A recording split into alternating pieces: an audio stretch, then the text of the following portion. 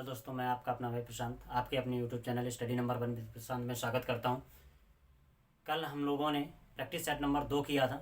आज हम लोग प्रैक्टिस सेट नंबर 3 करेंगे। उसके आगे के क्वेश्चन है प्रकाश के अपवर्तन के चैप्टर से इन क्वेश्चंस को लिया गया है और इन्हीं 10 क्वेश्चन में आपके पूरे चैप्टर को ख़त्म कर दिया गया है। तो वीडियो को अंत तक ज़रूर देखें और अगर अभी तक आप लोगों ने हमारे चैनल को सब्सक्राइब नहीं किया है तो चैनल को सब्सक्राइब कर लें और वीडियो अच्छी लगे तो लाइक करें और अपने दोस्तों में शेयर करें और हमें कमेंट्स करके भी ज़रूर बताएं कि वीडियो आपको कैसी लगी। ऐसे ही हम लोग प्रैक्टिस करते रहेंगे जब तक आपके एग्ज़ाम नहीं हो जाते हैं।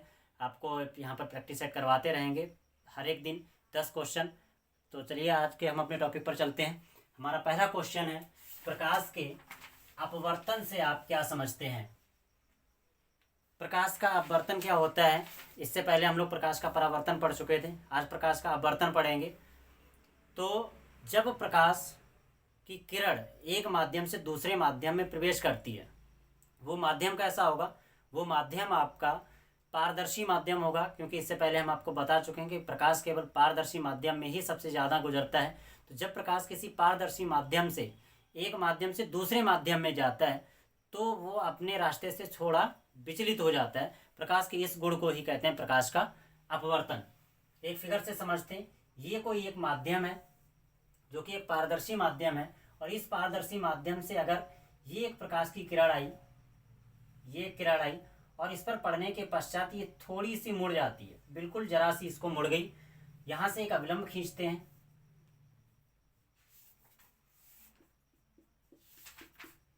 ये सघन माध्यम है। ये किरण एक आई और ये किरण अपवर्तन के पश्चात सीधी निकल गई, थोड़ी सी मुड़ी और दूसरे माध्यम में चली गई। तो ये आने वाली किरण हमारी होती है आपतित किरण और ये होती है अपवर्तित किरण। अपवर्तित किरण प्रकाश के इस गुण को ही क्या कहते हैं, प्रकाश का अपवर्तन कहते हैं। यानी कि आप देख रहे हैं फिगर में, जैसा कि ये किरण आई और ये एक माध्यम है। इस माध्यम से जब दूसरी ओर जाती है तो वो अपने रास्ते से थोड़ा हट जाती है, अपने रास्ते से थोड़ा विचलित हो जाती है। तो प्रकाश के इस गुण को ही कहते हैं प्रकाश का अपवर्तन। हमारा दूसरा है क्वेश्चन, अपवर्तन के कारण बताइए। आपको बहुत से टीचर्स ने पढ़ाया होगा अपवर्तन क्या होता है, लेकिन अपवर्तन का कारण नहीं बताया होगा। आज हम आपको बताते हैं कि अपवर्तन का कारण क्या होता है। देखिए, जब प्रकाश किसी एक माध्यम से दूसरे माध्यम में जाएगा तो प्रकाश की चाल अलग होगी। हर एक माध्यम में प्रकाश की चाल अलग अलग होती है। तो जब प्रकाश एक माध्यम से दूसरे माध्यम में जाएगा तो उसकी चाल भी बदल जाएगी, उसकी गति, उसका मोशन जो होगा वो बदल जाएगा। तो जब चाल बदल जाएगी तो प्रकाश की किरण अपने पथ से थोड़ा आगे या पीछे हट जाएगी। इसी कारण प्रकाश में अपवर्तन होता है। यानी कि ये एक विरल माध्यम था और इस विरल माध्यम से जब ये सघन माध्यम में प्रवेश करी तो यहाँ पर प्रकाश की चाल कुछ और थी और इस माध्यम में आके प्रकाश की चाल कुछ और हो गई, यानी प्रकाश की चाल बदल गई, जिसके कारण प्रकाश का अपवर्तन होता है। आ गया होगा समझ में। अगर समझ में आ गया है तो वीडियो को लाइक कर दें और अपने दोस्तों में भी शेयर करें, उनको भी मदद मिलेगी एग्जाम में। तीसरा क्वेश्चन है हमारा, अपवर्तन के नियम बताइए। जिस तरीके से आपने परावर्तन के 2 नियम पढ़े, इसी तरीके से अपवर्तन के भी 2 नियम होते हैं। पहला नियम, यहाँ पर आप लोग फिगर में देखिए, आपतित किरण और अपवर्तित किरण और ये एक अभिलंब, ये तीनों एक ही तल पर होते हैं। जिस तरीके से परावर्तन में आपतित किरण और परावर्तित किरण दोनों और अभिलंब तीनों एक ही बिंदु पर होते हैं, इसी तरीके से सेम वही नियम है कि आपतित किरण और अपवर्तित किरण और अभिलंब, ये जो अभिलंब आपका है अभिलंब, ये तीनों एक ही बिंदु पर होते हैं। पहला नियम। दूसरा नियम है, जो आपतित किरण और अभिलंब के बीच में कोण बनता है आई, और दूसरा अपवर्तित किरण और अभिलंब के बीच में जो कोण बनता है आर। वहां पर भी आई और आर बन रहा था, यहाँ पर भी आई और आर बनता है। तो ये दोनों कोण का अनुपात एक नियतांक होता है, या हम दोबारा से इसको और दूसरी तरीके से बता सकते हैं कि अभिलंब और आपतित किरण के बीच में बनने वाला कोण की जिया और अपवर्तित किरण और अभिलंब के बीच में बनने वाले कोण की जिया का अनुपात एक नियतांक होता है। जैसे कि यहाँ पर हम लाएं तो इसकी जिया क्या हो गई, साइन आई, और इसकी जिया हो गई साइन आर। इन दोनों का अनुपात एक नियतांक होगा, यानी कि sine i upon sine r equal to constant, यानी नियतांक। तो दो नियम हो गए।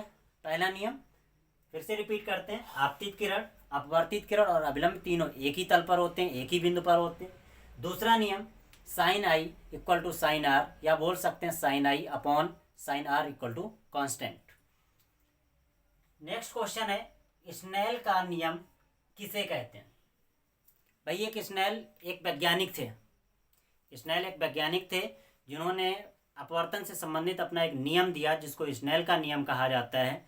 उन्होंने ही ये बताया था कि आपतित कोण, जो ये वाला कोण है, आपतित किरण और अभिलंब के बीच में बनने वाले कोण की ज्या और अपवर्तित कोण और अभिलंब के बीच में बनने वाली कोण की ज्या का अनुपात एक नियतांक होता है।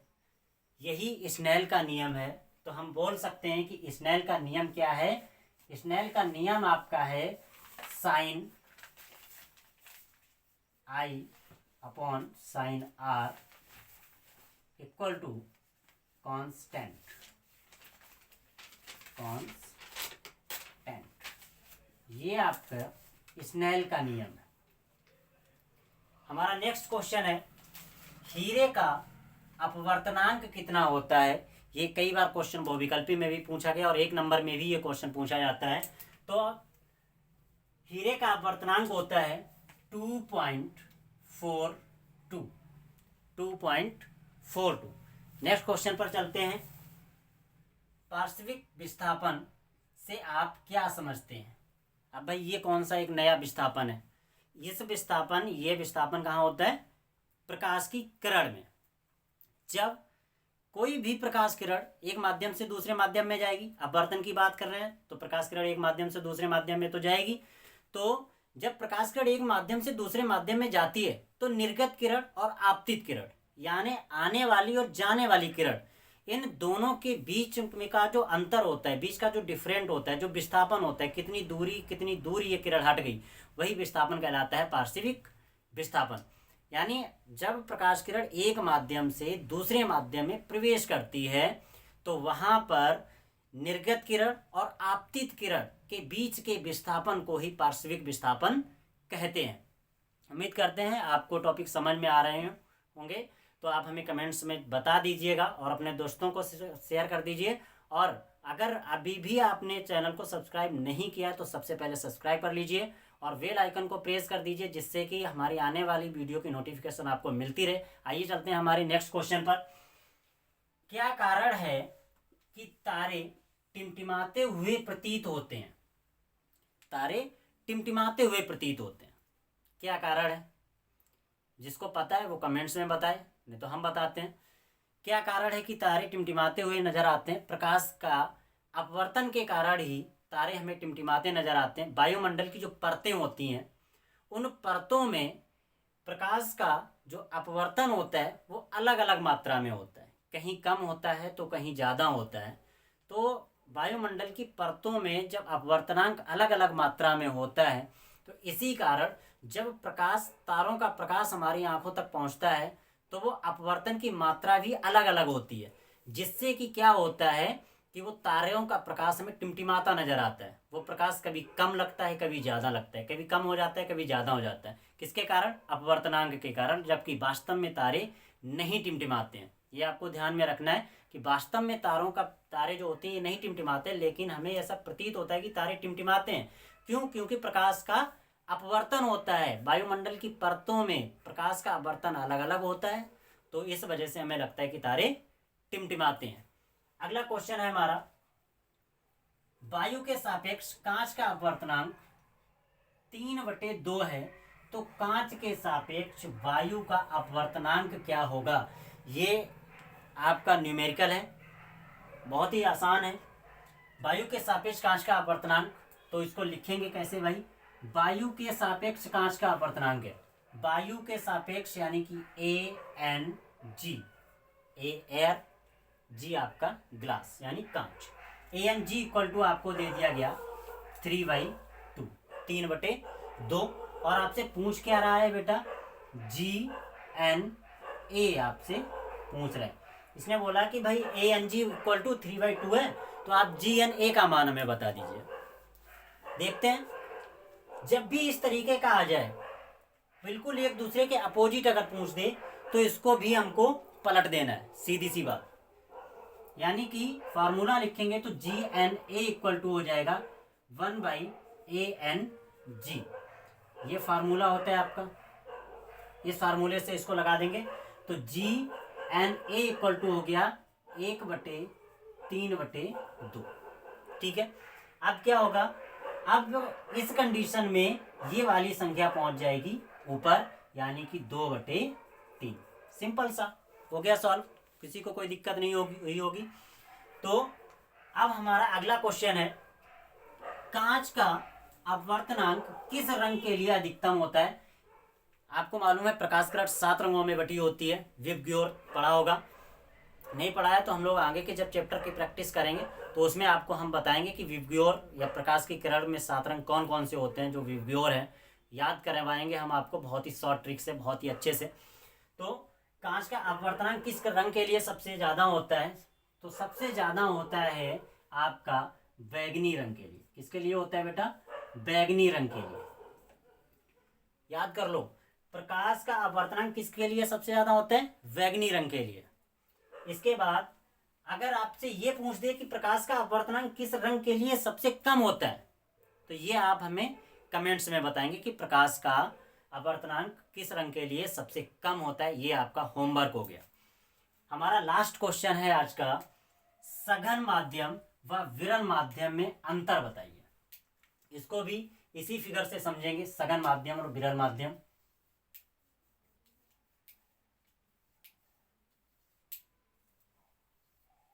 देखिए क्या है, जब ये प्रकाश किरण इस तरीके से आई थी, ये अभिलंब है। जब प्रकाश किरण एक माध्यम से दूसरे माध्यम में जाए और वो अभिलंब के तरफ झुक जाएगा, यानी अभिलंब के पास में आए, तो जिधर अभिलंब के पास में होगी वही आपका होगा सघन माध्यम। वो कौन सा माध्यम होगा, सघन माध्यम। यानी कि ये प्रकाश की किरण है भाई, ये हमारा अभिलंब हो गया, और ये आई कौन सी, अपवर्तित किरण। अपवर्तित किरण, यहां पर हम देख रहे हैं कि अपवर्तित किरण जो है वो क्या हो गई, अभिलंब के पास में आ गई। तो जहां पर बेटा आपतित किरण आपके अभिलंब के पास में आए, वही माध्यम आपका सघन माध्यम, और उसके अपोजिट वाला आपका विरल माध्यम। उम्मीद करते हैं आपको ये सारे क्वेश्चन समझ में आए होंगे। एक चैप्टर को एक वीडियो में ख़त्म कर दिया गया है, इससे बाहर नहीं आएगा। वीडियो को अंत तक देखने के लिए आपका धन्यवाद। एक बार फिर से आपसे कहेंगे कि अगर आपने हमारे चैनल को सब्सक्राइब नहीं किया है तो कर दीजिए, और अपने दोस्तों को भी बता दीजिए कि यहाँ पर हर एक दिन आपको 10 क्वेश्चन करवाए जाते हैं जो आपके एग्ज़ाम के लिए बहुत ही महत्वपूर्ण हैं। व्याख्या सहित आपको बताया जाता है। धन्यवाद, वीडियो को अंत तक देखने के लिए बहुत बहुत बहुत धन्यवाद।